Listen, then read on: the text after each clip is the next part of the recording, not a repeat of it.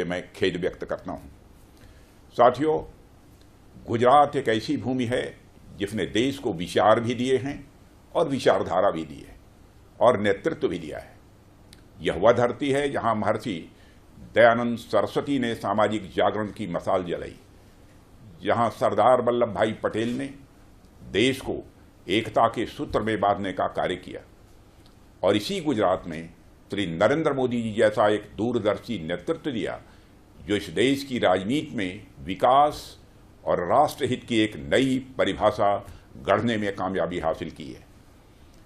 यदि मैं स्पेसिफिकली बड़ौदा की बात करूं तो यह मुझे केवल एक शहर नहीं लगता, बल्कि यह ज्ञान, संस्कृति और टेक्नोलॉजी का एक अद्भुत संगम लगता है। साथियों, समय समय पर मैं देश के अनेक विश्वविद्यालयों और तकनीकी संस्थाओं में जाता रहता हूं। IITs, IIMs, मेडिकल और इंजीनियरिंग कॉलेज, हर जगह मुझे एक नई ऊर्जा दिखाई देती है। हर संस्थान अपने स्तर पर भारत को एक नई दिशा देने का प्रयास कर रहा है। हमारे युवा देश को जिस गति से शक्ति प्रदान कर रहे हैं, उसकी जितनी भी प्रशंसा की जाए वह कम है। उनके हाथों में डिग्रियों के साथ साथ इस देश का भविष्य भी आकार ले रहा है।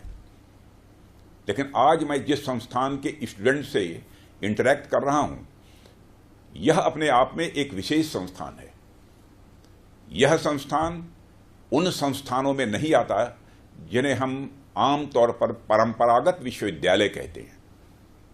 यह गतिशक्ति विश्वविद्यालय सिर्फ एक शैक्षणिक संस्थान नहीं है, यह नाम ही अपने आप में एक विचार है, एक गति है, एक मिशन है। यह भारत को तेज, संगठित और समन्वित रूप से आगे बढ़ाने की राष्ट्रीय आकांक्षा को मूर्त रूप दे रहा है। यह विश्वविद्यालय अपने नाम की तरह ही गति और शक्ति दोनों का सजीव उदाहरण है। साथियों, आपके संस्थान की एक विशेषता यह भी है, यह शुद्ध रूप से अप्लाइड नॉलेज पर विशेष रूप से बल देता है।